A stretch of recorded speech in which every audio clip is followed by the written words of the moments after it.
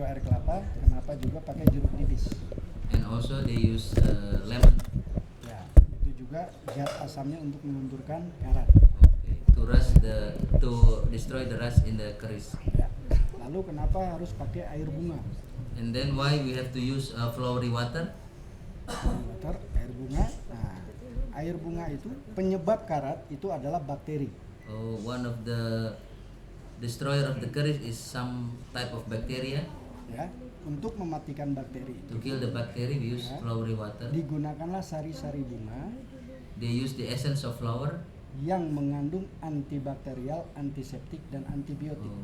Which consists of antiseptic. Ya, karena dulu belum ada pabrik sabun, kasih tahu.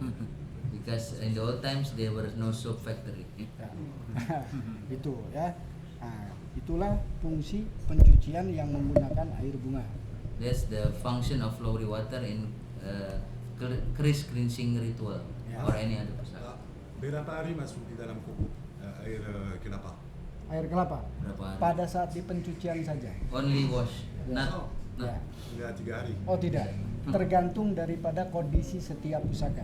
Tapi tetap dipakai Jumat Kliwon atau Jumat Legi? Oh tidak selalu. Oh tidak selalu. Tidak selalu. Kami di sini menggunakan atau mencuci pusaka ini sesuai dengan kondisi pusaka masing-masing.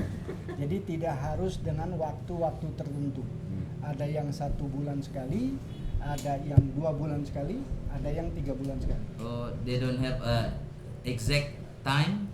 You can wash it once in a month, or one time in 2 months, or one time in 3 months. Jadi tergantung daripada kondisi. Depends setiap of the pusaka. condition of the pusaka. Dipakai minyak? Pakai minyak. Minyak apa? Kadilangu. Adilangu. The oil is kadilangu, ada contohnya. Kadilangu ada di dalam ya. Oh. Itu produk dari Keraton Solo. Ya. It's a product of from Keraton Solo. Yang hitam. Ya, ada yang hitam, ada yang putih, ada 2 macam. Ya, kemudian kenapa diasap di atas menyan ya?